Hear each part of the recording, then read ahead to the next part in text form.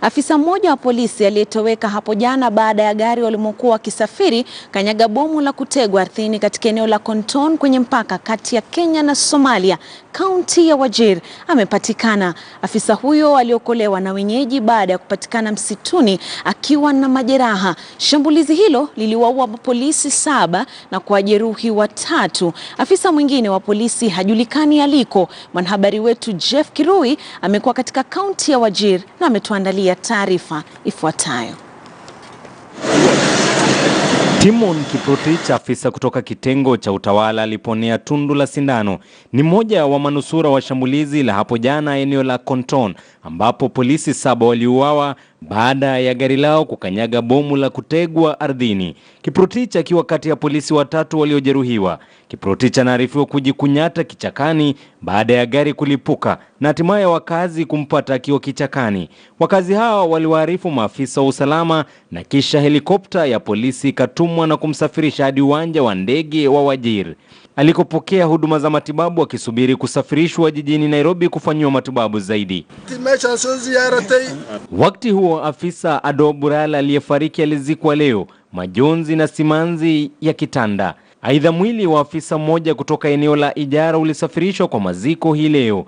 Viongozi wa kaunti hiyo wakiongozwa na gavana Mohamed Abdi Mahmoud na mbunge wa Wajir East Rashid Kasim wakilaani shambulizi hilo. We will not allow further killing of our armed men, killing of our innocent men and women in our constituencies and in the county of Wajir.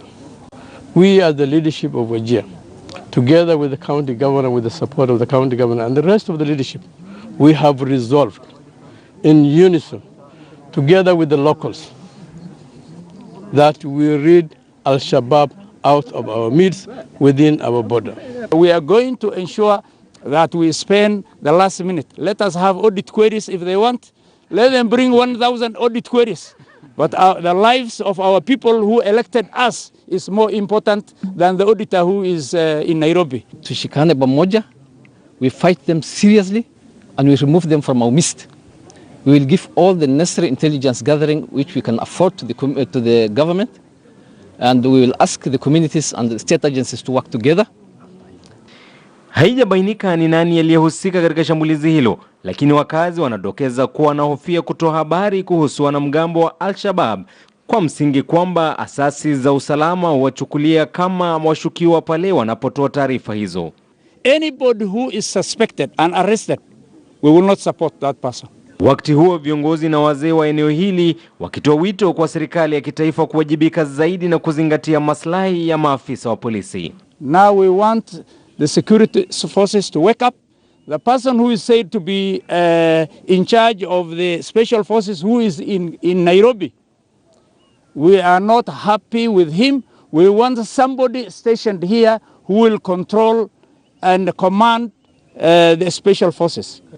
Ile magari ambayo wanaangalia landmines, ile ambayo anaweza kutembea mbele ya askari na sensing detonators, lazima iletwe katika sehemu hizi. Moja ikae Konton, ingine Ghorof Harar, Kutulo, Bojigara, sehemu zote, ili tuweze kujikinga na tuweze kujua kama kuna bomu fulani ambayo iko mbele ya askari. Kwa sasa operesheni inaendelea kumtafuta afisa mmoja ambaye angali hajulikani aliko. Maafisa wa usalama wakitumai kuwa atapatikana akiwa hai. Jeff Kirui, KTN News, kutoka kaunti ya Wajir.